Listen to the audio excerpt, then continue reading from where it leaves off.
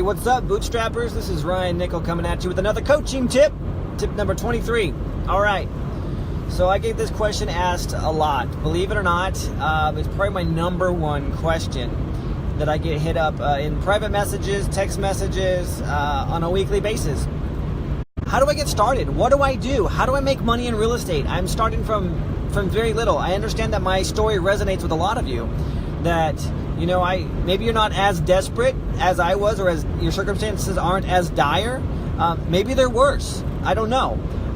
But the story does resonate that I was broke. I was homeless. I was on food stamps. And I had to do something in order to make it work for my family. And that's exactly what I did. And so, but if I had to start over from scratch today, what would I do? The number one thing that I would do is I would pull up Zillow on my phone, and I understand that some areas in the United States Zillow does not work well, but I would pull up Zillow in my phone and I would just look at pre-foreclosures in my neighborhood. If I didn't have the gas to go drive, if I did, I would go drive around town, but I'd be driving specifically or walking the neighborhood looking specifically for houses that appear to be vacant and are in pre-foreclosure. It's a winning combination. That alone would get you a deal. You find a vacant property that someone has already walked away from, that they're just not willing to do anything with it. They've already said, hey, you know what, banks? I give up. It's your house, but they still have title. You still have an opportunity. There are deals like this all over the place. I close deals like this all the time as well. And you can too. It's so simple to do. All you have to do, literally, is pull up your phone or pull up your computer, search for pre-foreclosures in and around your house, and just go drive by and walk and see if they're vacant.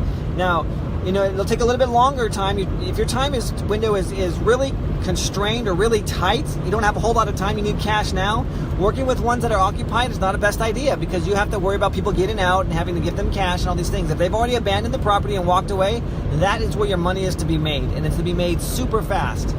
Now, I understand, but I don't know what to do.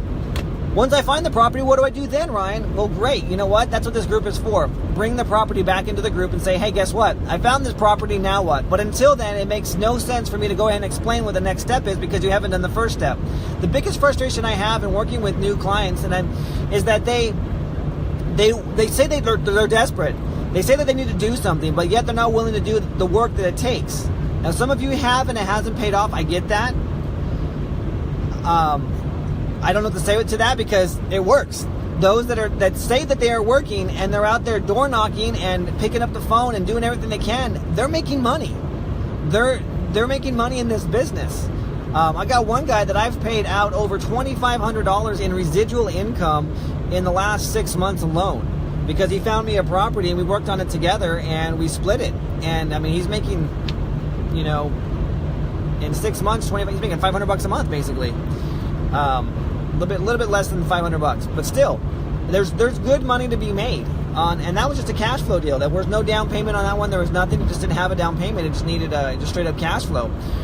But I digress. There is money to be made in this market extremely fast, and you have to do the work.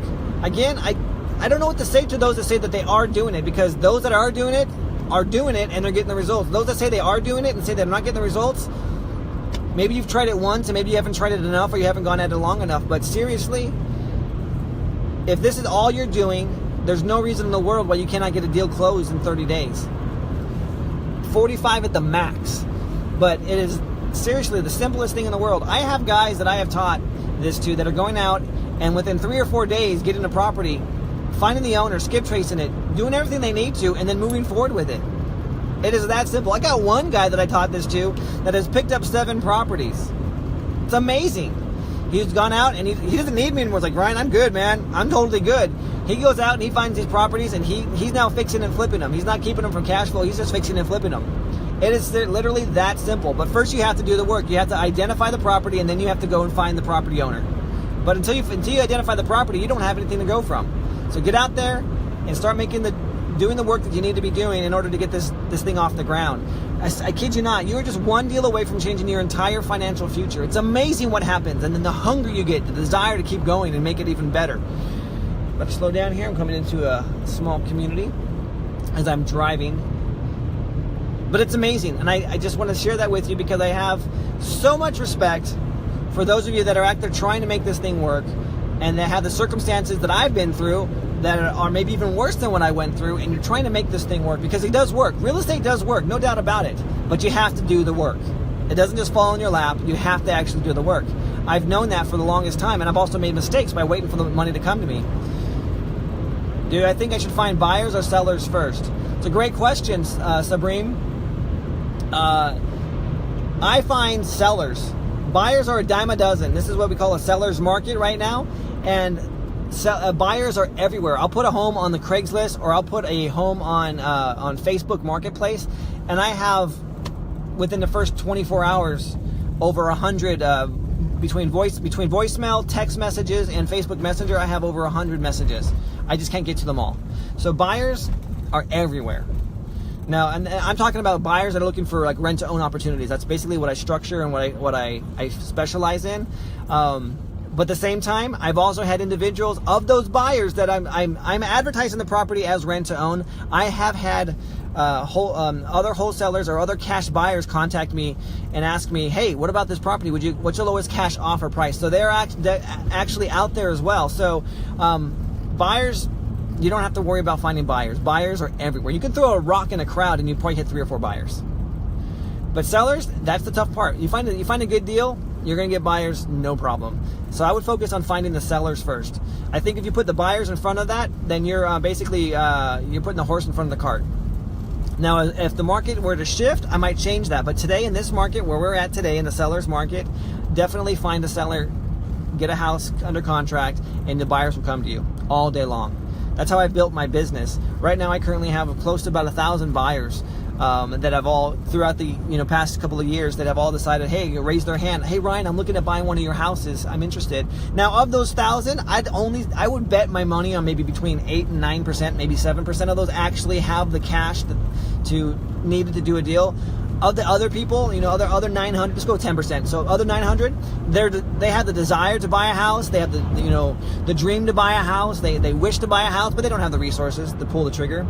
But I have been able to generate and get a substantial list of cash buyers or buyers that are looking for a rent to own a home that my particular house didn't fit their criteria, but I now know what they're looking for. Like, I got one family, she has $60,000. I have another lady that has $114,000, but she wants a duplex in a certain area of town. Totally cool. So I go and I look for that. It's much easier to shop once you've accumulated that list, but I wouldn't start with that list, because if you have a list of buyers that only want such and such criteria, now you're restricted on what you have to go and look for. I would reverse that, find the house, and open that wider to more buyers than trying to go and shop for specific houses based on buyers' criteria. That's how I do it in my business.